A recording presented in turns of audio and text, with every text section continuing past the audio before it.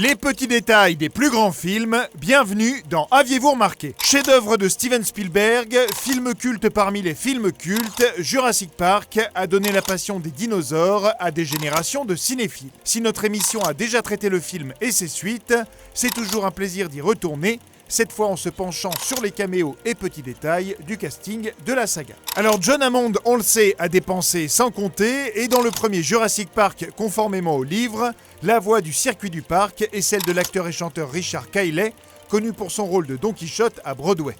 C'est aussi lui qui a fait la voix de l'attraction Jurassic Park à Universal Studios. Toujours dans le premier film, lorsque le Dr Grant sort de ce circuit pour voir son dino préféré, le Triceratops, le Dr Jerry Harding, qui s'occupe du pauvre animal, est interprété par Gerald R. Mullen, le producteur du film. On peut également voir Michael Lantieri, le superviseur des effets visuels, à l'arrière-plan de la scène entre Nedry et Dodgson. Toujours au début du film, les fans ont une intéressante théorie comme quoi le gamin que Grant terrorise avec sa description des raptors serait le jeune Owen Grady des Jurassic World, une théorie dont même Chris Pratt est fan, même s'il refuse de la confirmer. Parmi les acteurs principaux, tous les personnages qui survivent dans ce premier volet réapparaissent dans un des suivants. Lex, Murphy et Hammond dans Le Monde Perdu, Grant et Sattler dans Jurassic Park 3, le Dr Wu dans les deux Jurassic World et notre chouchou Ian Malcolm dans Le Monde Perdu et Fallen Kingdom. Au début du Monde Perdu, vous vous souvenez forcément de la transition entre le cri des parents découvrant des dinos sur la plage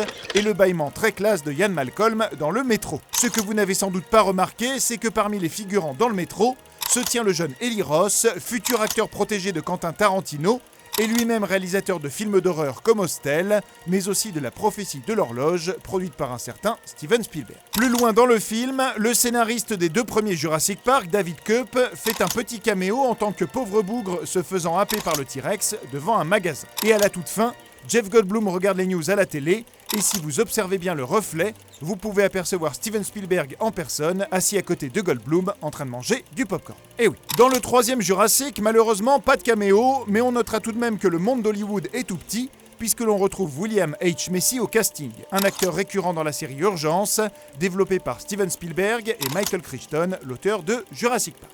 Dans Jurassic World, le réalisateur Colin Trevorrow se paie un petit caméo sonore puisqu'il prête sa voix au légendaire Monsieur ADN des animations du parc. Quant à la voix de l'annonce du monorail du parc, c'est celle de Brad Bird, réalisateur des Indestructibles 1 et 2, de Ratatouille ou encore Mission Impossible, Protocole Fantôme. Le présentateur Jimmy Fallon fait un petit caméo dans la vidéo de démonstration de la solidité des gyrosphères. Il y prétend que les vitres peuvent arrêter une balle de calibre 50, or le pistolet qu'il utilise est en fait un calibre 44, et dans le film suivant, Owen arrive à percer une de ses vitres avec un calibre encore plus petit. De toute façon, si les Jurassic Park étaient connus pour leur sécurité, ça se saurait. Et pendant la panique, le chanteur de country Jimmy Buffett apparaît en tant que touriste du parc portant des margaritas, un clin d'œil à sa chanson la plus célèbre intitulée Margaritaville, qui a également donné son nom à sa propre chaîne de restaurants, elle aussi présente dans le parc et encore visible dans Fallen Kingdom. Fallen Kingdom, le dernier volet en date, dans lequel Jeff Goldblum n'est pas le seul dinosaure célèbre à refaire surface, puisque le T-Rex du film n'est autre que Roberta, la femelle T-Rex du tout premier Jurassic Park,